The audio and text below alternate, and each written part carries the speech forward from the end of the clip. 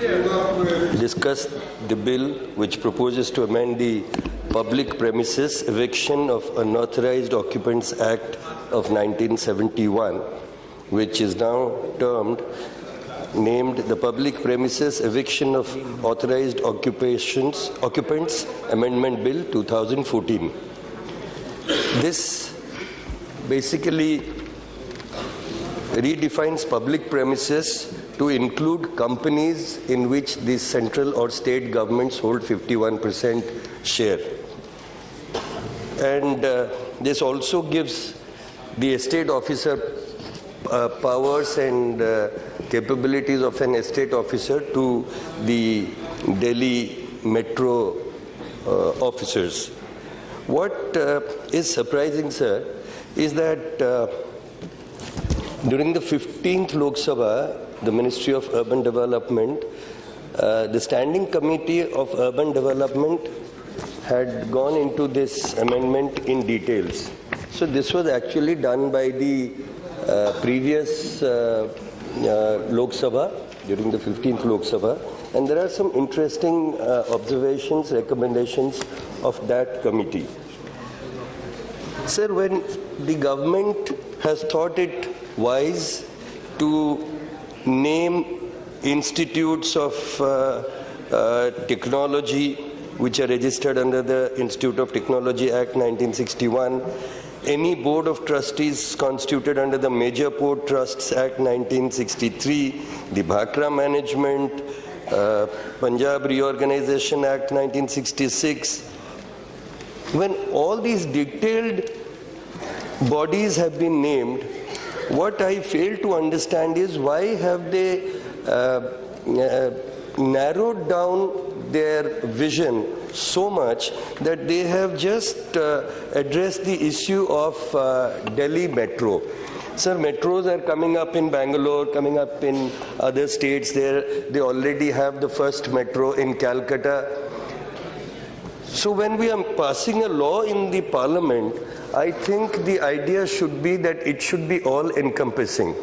2 points I would like to raise, and the first is that any company, whether a central government undertaking or a state government undertaking, where the state or the central government have more than 51% shares, not just metro railways, should be brought under this act. And this amendment should cover them first. Second thing is, sir, the time that has been suggested, if you refer to this standing committee report, the 20th report, in page 7, 2.4, it says, the committee are given to understand that after the proposed amendment, the DMRC will be able to get their premises vacated through the designated estate officers. Then, it also states that the cases of unauthorized occupation are decided by the estate officer as per provisions in the Act within a period of 3 to 4 months. Then there is an appeal also. The committee, while agreeing to the proposed amendments, are of the view that this time limit of 3 to 4 months, which is also very vague, sir, it should be either 3 or 4. In law, you cannot be so vague, should be adhered to, or otherwise the very purpose of amendment would be defeated. Sir, there is an appellate authority which is the district judge. Normally, sir, we know that land issues relating to land, cases relating to land should go to the civil courts, to the civil judge. But when you are mentioning a specific judge, which could be misunderstood as the criminal stream, this needs clarification. Overall, if one goes into the recommendations of the standing committee has given very many points which make the law very, very precise.